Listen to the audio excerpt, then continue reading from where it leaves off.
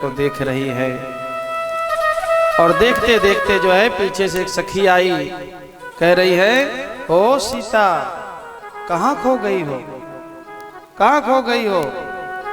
जैसे थोड़ा सा मैया सीता को धक्का देती है सखी, वैसे मैया सीता जो है तुरंत अपनी अवस्था में आ जाती हैं। राम जी की छवि को देख करके मैया सीता अपनी शुद्ध बुद्ध विसार गई। क्यों? क्योंकि राम जी की सुंदर मोहिनी सूरत ही ऐसी है, उनको जो भी देखता है मंत्र मुग्ध हो जाता है। और उसके बाद में मैया सीता जो है वहां से चलती हैं। लोचन मगरा मयूरयानी दीन है पलक कपाट शयानी। मैया सीता राम जी को देख करके आंखों को धीरे से बंद करती हैं, उनकी सुंदर मूर्ति जो है अपने मन में बसा लेती हैं और भाग करके तुरंत आती हैं मैया भवानी के मंदिर में वापस, और आ करके कहती हैं माँ मैंने पहले आपसे जो कहा था कि मुझे सुंदर वर चाहिए वैसा कुछ नहीं, अभी अभी मैं जो देख करके आ रही हूँ ये वाला वर हमको चाहिए, ये सुंदर वर जो अभी मैंने देखा यही वर हमको चाहिए, दूसरा नहीं चाहिए। और मैया सीता हाथ जोड़ करके मैया गौरी से प्रार्थना करती हैं, जय जय गिरिवर राज किशोरी, जय जय गिरिवर राज किशोरी, जय महेश मुख चंद चकोरी, जय महेश मुख चंद चकोरी, जय गज बदन खड़ानन माता, जय गज बदन हठानत माता, जगत जननी दामिनी दूत गाता, जगत जननी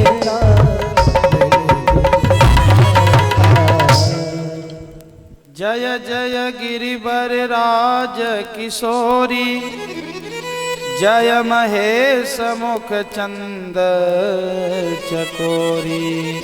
मैया से कहती है हे गौरी माँ अभी अभी हमने जो वर देखा है वही मुझे चाहिए, दूसरा नहीं चाहिए। मैया प्रार्थना जब करती हैं सीता मैया तो मैया गौरी प्रसन्न हो जाती है, कहती हैं सीता तुम चिंता मत करो, तुम्हारी मनोकामना पूरी होगी। और हुआ क्या, विनय प्रेम बस भई भवानी, विनय प्रेम बस भई भवानी, हसी माल मोरत मुस्कानी, हसी बार मोरत मुस्कानी, सुनो सिय सत्य आशीष हमारी, सुनो से सत्य आशीष हमारी, ओ जहि मन का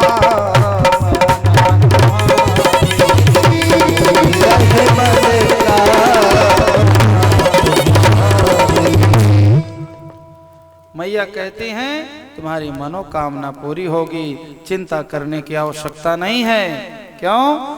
नारद बचन सदा सुचि साचा, सोबरु मिलहि जाहि मनोराचा। मैया गौरी कहती हैं देवी सीता नारद जी बचपन में आपका हाथ देख करके जो वर बताए थे वह वर मिलेगा। गुरुदेव भगवान का वचन कभी झूठा नहीं होता है। दुनिया में सबका वचन झूठा हो सकता है, परंतु गुरुदेव भगवान अगर वचन दे दे तो वह कभी झूठा नहीं होता है। ऐसी गुरु की महिमा है। तो नारद मुनि मैया पार्वती के भी गुरु हैं और मैया सीता जी का भी गुरु हैं। नारद जी एक ऐसे संत, एक ऐसे गुरु हैं जब जब जिसको जिसको नारद जी मिले हैं उसको अंततः भगवान की ही प्राप्ति हुई है। ध्रुव को 5 वर्ष की आयु में नारद जी मिले और उनको भगवान की प्राप्ति हुई। प्रहलाद अपनी मां कयाधु के गर्भ में थे, गर्भ से ही नारद जी उनको शिक्षा देना प्रारंभ किए और नारद जी ऐसा सुंदर शिक्षा ज्ञान दिए कि प्रहलाद को भगवान की प्राप्ति हुई है।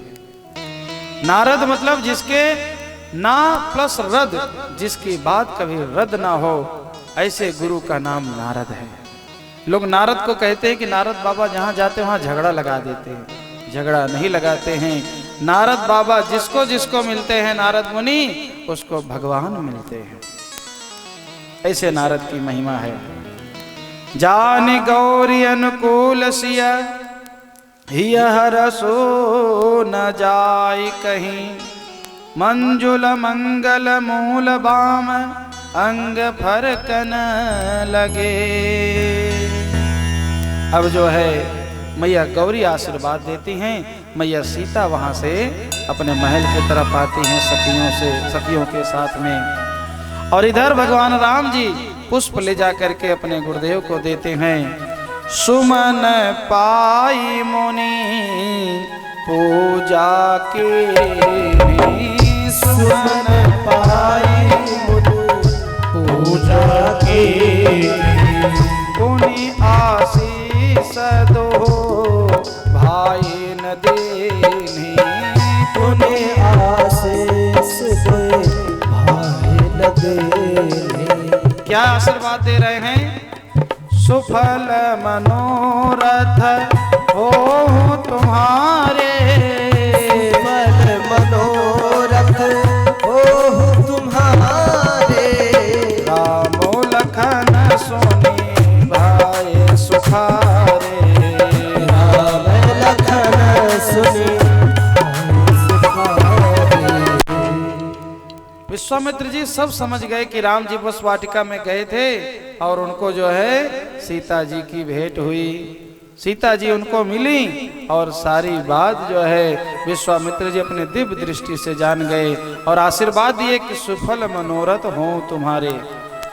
वहां पर मैया गौरी सीता मैया को आशीर्वाद देती हैं। यहाँ गुरुदेव भगवान राम और लक्ष्मण को आशीर्वाद देते हैं कि तुम्हारी मनोकामना पूरी होगी। राम जी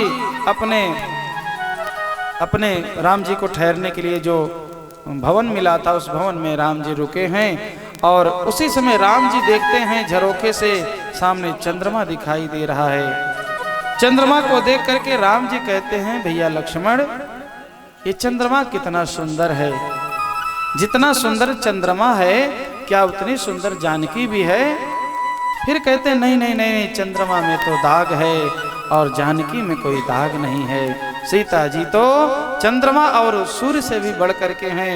वैसे भी हकीकत बात यही है, मेरी मैया जानकी इतनी सुंदर है जगत जननी कि मेरी मैया जानकी के आगे संसार में कोई सुंदरता है ही नहीं। इतनी सुंदर मेरी मैया जानकी है, जगत जननी है वो, आदि शक्ति माँ भवानी है मैया जानकी। पूरे संसार की रचना करने वाली अगर कोई है तो मैया जानकी है। मैया जानकी ही पूरे संसार की रचना करती है, पूरी सृष्टि की रचना करती है। सबको जन्म देने वाली अगर कोई है तो मैया सीता ही है, दूसरा कोई नहीं है। साक्षात माया भी हैं और आदि शक्ति भी हैं। पूरे सृष्टि को रचने वाली, बनाने वाली, ये जो कुछ आप देख रहे हो संसार में, ये सब मैया सीता की ही कृपा है। उन्हीं से पूरा संसार उपजा हुआ है, निकला हुआ है। और मैया सीता की जो पूजा करते हैं लोग, उनको जो है निर्मल मति प्राप्त होती है, सुंदर मति प्राप्त होती है। जासु कृपा निर्मल मति पावा। अगर जैसे किसी को बहुत क्रोध आता हो, वो जो है मैया सीता का ध्यान करे, मैया का सीता का ध्यान करके मैया सीता से प्रार्थना करे, माँ मुझे क्रोध बहुत आता है, मुझे दुख बहुत है। मैया सीता ऐसी कृपा करती हैं कि मनुष्य को निर्मल मति की प्राप्ति हो जाती है। जासु कृपा निर्मल मति पावा। ऐसी मैया सीता जी की कृपालु हैं, आदि शक्ति जगत जननी है। उसके बाद में राम जी चंद्रमा को देख करके नाना प्रकार की बातें लक्ष्मण के साथ में कर रहे हैं। प्रातः काल हुआ। प्रातः काल जब हुआ, गुरुदेव भगवान पूजा किए। पूजा करने के बाद बोले कि राम अब चलो चलते हैं रंगशाला में, जहाँ पर धनुष यज्ञ होने वाला है। राम जी को वहां से लेकर के चले हैं। राम जी को लेकर के चले हैं और राम जी जब पहुंचे हैं रंगशाला में, जहां पर धनुष रखा हुआ था, जहां पर देश देश के राजा पधारे थे, जब राम जी वहां पहुंचे हैं तो राम जी को देखते हैं लोग, तो अपने अपने दृष्टि से लोग देख रहे हैं। जिनके रही भावना जैसी, जिनके रहे भावना जैसी, प्रभु मूर्ति तिन देखी तैसी। प्रभु मूरत तिन देखी कैसी, जिनके रही भावना जैसी, जिनके रही भावना जैसी, प्रभु मूरत तिन देखी तैसी। प्रभु मूरत तिन देखी कैसी। जैसी जिसकी भावना, राम जी उसको वैसे ही दिखाई दे रहे हैं। देखो ये कथा कितना सुंदर संदेश दे रही है। अगर आपके मन में गंदी भावना है तो आपको राम जी की जो फोटो, जो मूर्ति घर में आप रखे हो, उसमें आपको राम जी नजर नहीं आएंगे, कुछ और ही आपको लगेगा। जाकी रही भावना जैसी, जैसी आपके अंदर भावना होगी भगवान वैसे ही कृपा करते हैं। अब कुछ लोग होते हैं संसार में भूत प्रेत से बहुत डरते हैं। आप बताइए उस भूत प्रेत के अंदर जो आत्मा है वो किसकी आत्मा है? वो साक्षात भगवान राम जी ही है, और वही आत्मा तुम्हारे अंदर भी है। तो फिर डरते क्यों हो? क्योंकि तुम्हारे अंदर भावना ही ऐसी आ गई है कि ये भगवान नहीं, ये भूत है। इसलिए मनुष्य जो है जब डरने लगता है तो इसलिए वो भूत प्रेत आके उसको पकड़ते हैं। तो इसके अंदर भावना है कि मैं भूत हूं, चलो इसको और सताते हैं। आपके अंदर से अगर भावना समाप्त हो जाएगी कि सब जगह यत्र तत्र सर्वत्र, जहां भी देखो वहां सब राम ही है, इधर उधर जहां भी देखो सब राम राम राम राम है, कहीं पर कोई दूसरा अन्य है ही नहीं, तो भूत में भी आपको भगवान दिखाई देने लगेंगे। भूत में भी भगवान दिखाई देंगे।